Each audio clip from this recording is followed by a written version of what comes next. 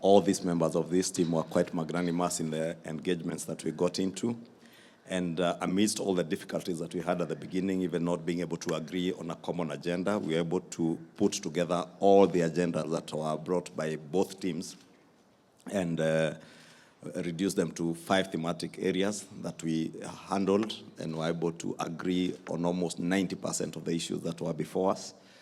The few issues that we could not agree on, like the cost of living, the Azimio team had their views. We had our very strong views on that issue, and we agreed they would give us an opportunity to do what we are supposed to do as government, or as an administration charged with the responsibility of dealing with the cost of living, as we also give them the opportunity to continuously critique what we are doing. And I believe they have been doing that, and they will continue doing that. Your Excellency, there are a few other issues that we could not agree on, and we decided that we will refer those to yourself and the former Prime Minister, and you will see them contained in the report, the issues that you should consult between you and the former Prime Minister. And we believe you also endeavor to settle on those outstanding issues. We have since tabled the report in both houses. It's now formally adopted by both houses. We have begun the work of implementation. We have already published 2 bills. The bill on IEBC to reestablish the panel for selection of the IEBC commissioners, and a bill on EACC. Those are already published, and we reduced the publication timeline for the IEBC one to 1 day. And I believe the Jailer Committee in both houses will begin work on it to start public participation and process the bills. Your Excellency, finally, amidst all the challenges I say that we had, we also had lessons that we learned, that there is no challenge that is not surmountable when people speak to each other. We have been reminded by the former Prime Minister that we must never forget what brought us to NADCO and how we got there. And we must honor those who lost their lives, those who lost their businesses and property in this country, by ensuring that we fulfill what we have agreed on. That is going to be achieved through legislative interventions. Myself, the Honorable Pio and I, the Honorable Aaron Cheruyot, and Justice Madzayo, we will work hard to ensure that Parliament as an institution works towards the fulfillment of what we ought to do as Parliament. Today we are very happy to come before you and Deputy President to make this presentation. You know, one of the things we had great difficulty with was they kept on saying, His Excellency the President. We were very angry with them. Who gave you authority? That's an issue for discussion. That's how we started these things. Very hard things. But at the end of it, now I think after today, when you meet your brother, Raila Odinga, will call you Your Excellency, Excellency William Samoei Arap Ruto, because of this work. And no hang-ups, and yet the work that lies ahead is equally important. Our recommendation is, because this is a negotiated document, therefore we plead with you that the Kenya Kwanza teams in Parliament, in both houses of Parliament, be adequately guided so that we can have a fast-tracked process in order to settle this country, to be able to do the next important things.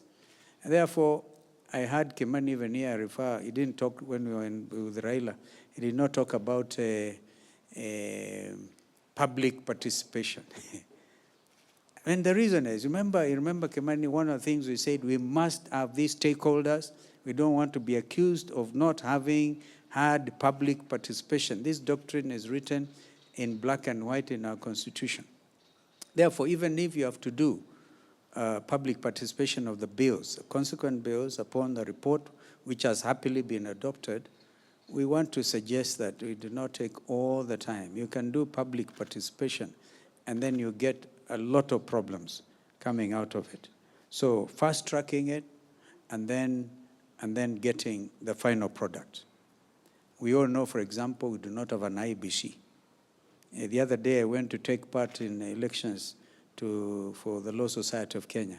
And you know, I saw people wearing IEBC things. I looked at them, I said, if I was a contestant, I would take this matter to court. There is no IEBC. But they went on. These were lawyers who should know.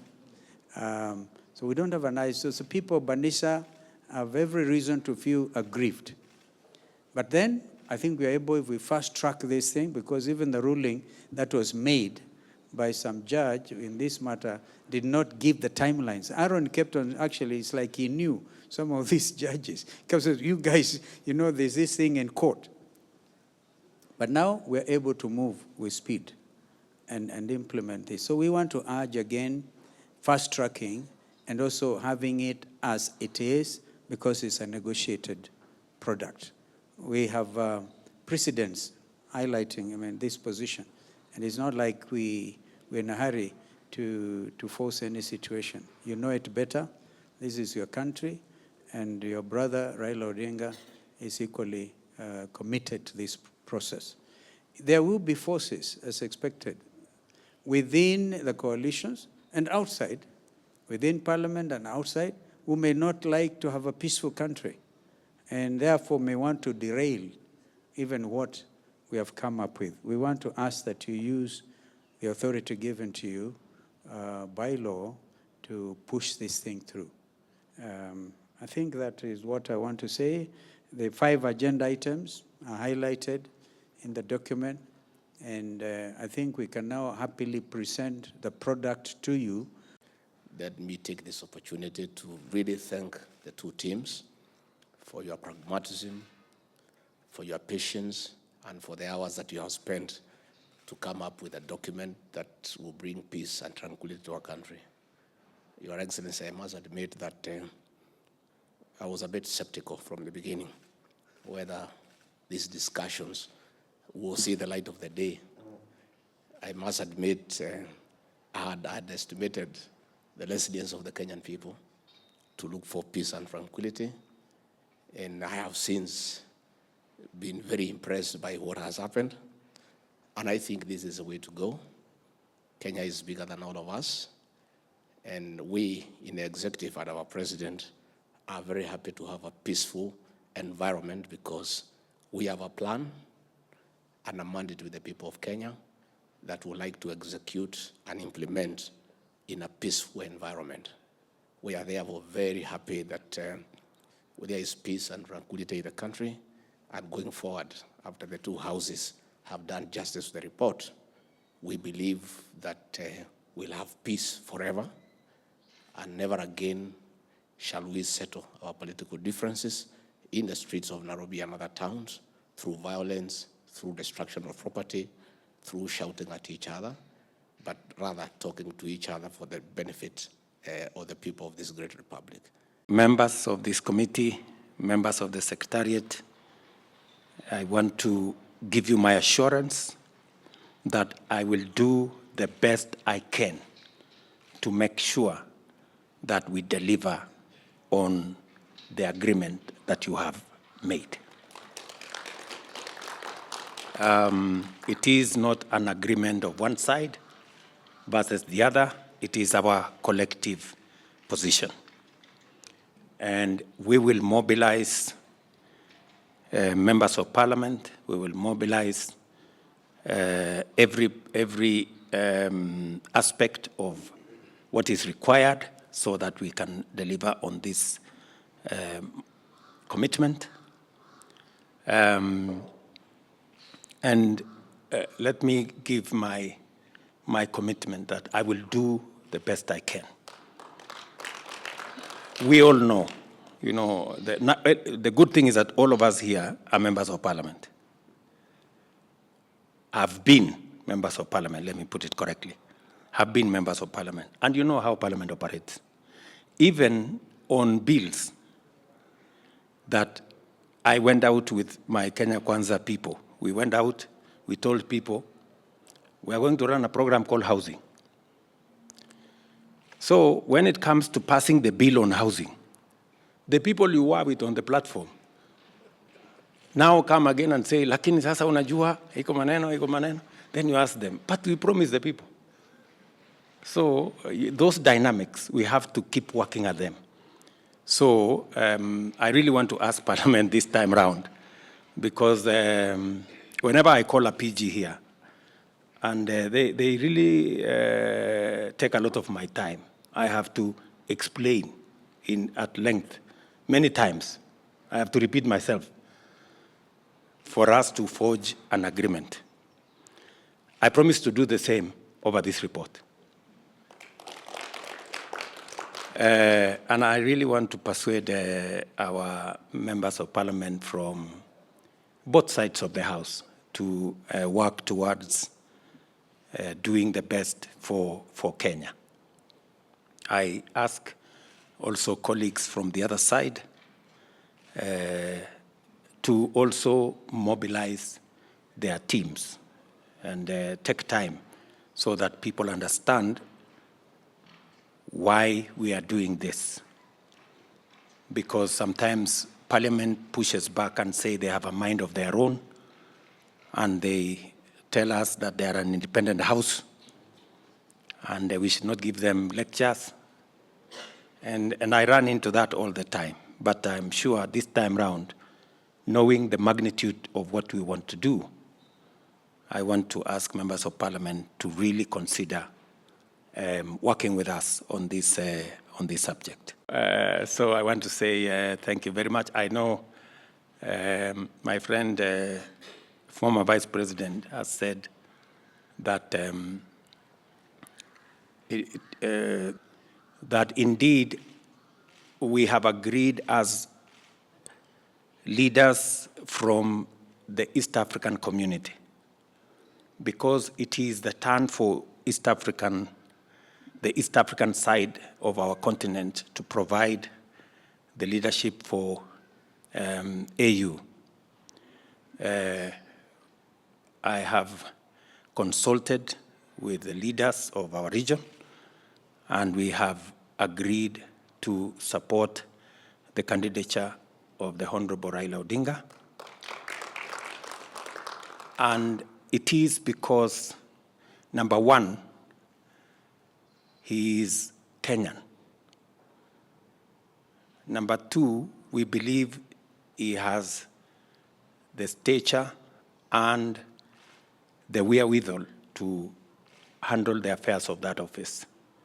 And number three, as East Africans, we have agreed that we move together in that direction.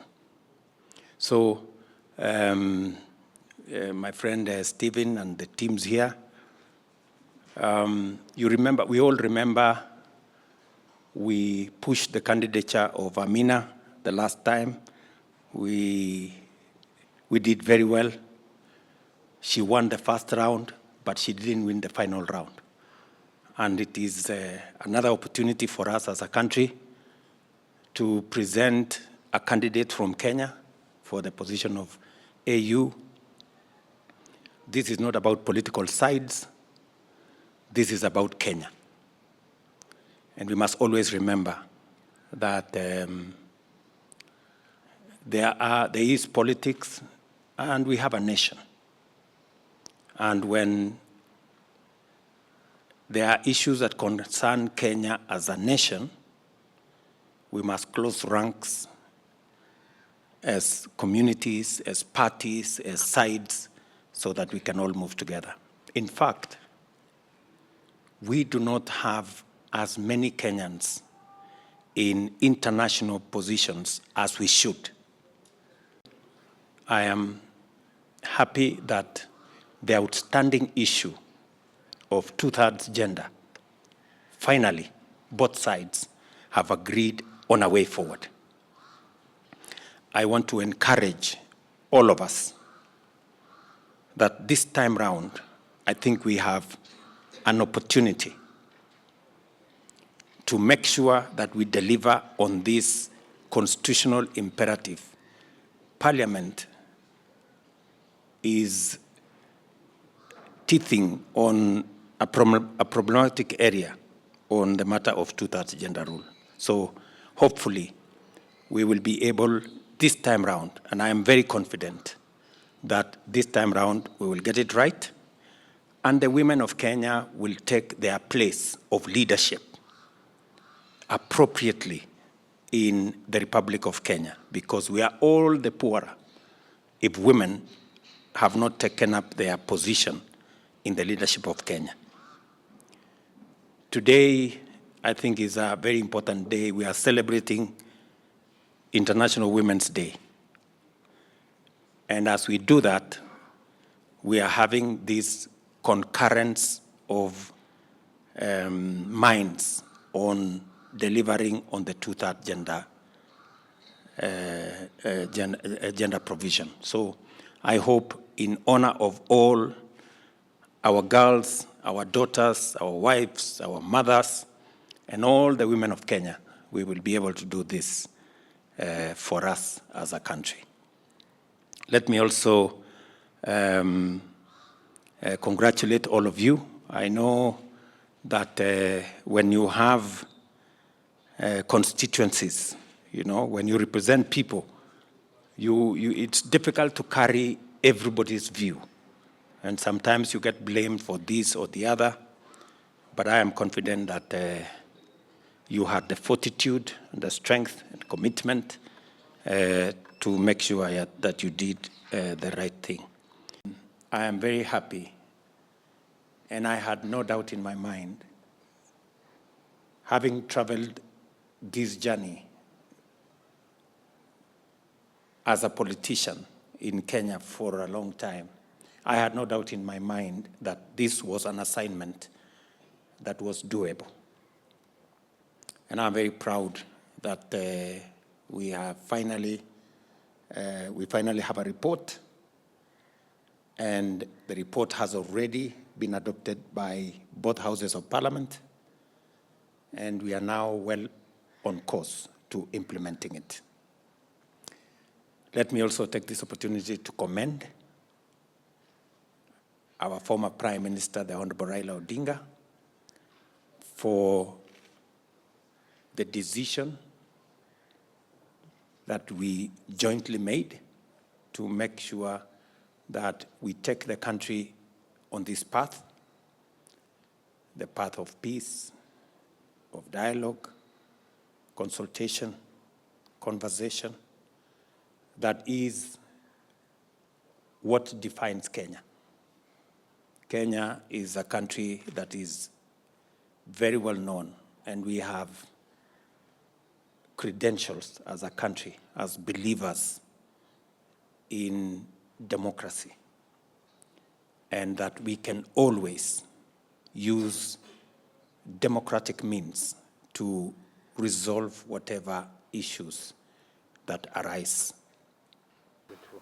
On the issue of the IEBC, we have convergence of proposals, and we now have a joint proposal with a bill in Parliament. We also have agreed on the issues of the other proposal that's already in Parliament with a bill is ESCC. I hope you included Mambo Matatu. Again, let me also congratulate you on finding an agreement on the constitutional provision that will make NGCDF a constitutional imperative, so to speak. The oversight fund that the Senate will access, and also NGAF that will be available to our women members of parliament. I am sure Wambilianga and my sister here, Amina, will be happy when we finally make that NGAF a constitutional bill that will constitutionally provide for resources for our women members of parliament to discharge their responsibilities and to serve the people of Kenya appropriately. Let me